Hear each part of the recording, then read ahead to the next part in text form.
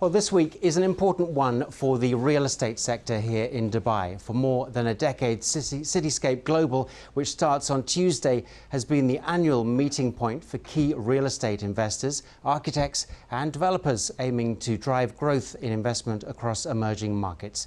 Chris Johnson is Regional Managing Principal of Gensler and is described as the creative force behind a number of flagship projects in the region, including the famous gate building at the entrance to Dubai International Financial Centre.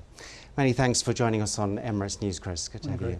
So, what went into, building the planning and building of infrastructure like DIFC and the gate? I mean, it must have been an incredible task. It was an incredible task, and it was a team of engineers, architects, planners, landscape architects that all came together to create that one vision, which was the beginning of a new financial model for the world, effectively.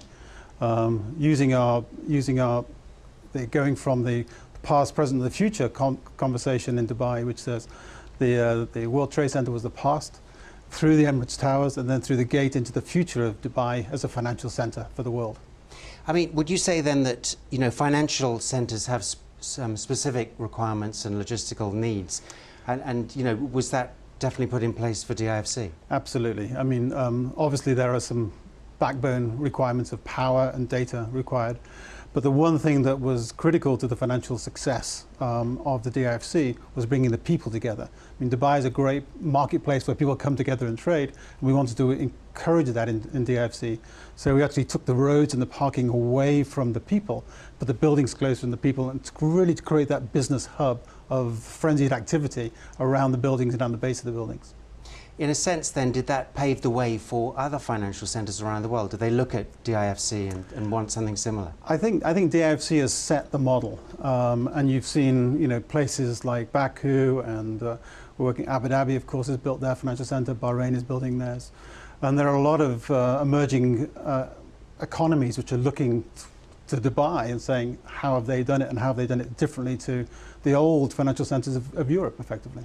How sure can you be when you develop a master plan that it will actually be accepted and go into planning stage? Well, you're always working within the regulations of the domain you're working in, but the key to a really successful master plan is looking back to the history.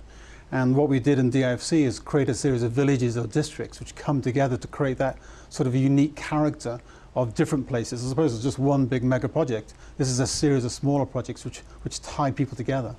Now, Dubai's architecture is incredible. In a sense, how do you remain inspired when you just drive around the city? You always remain inspired.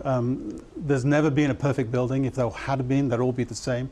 So you look towards, again, the history, the culture of the place you're in, and then the people. And the people really are the ones which can spark that creativity. That's what keeps you excited in architecture and what we do.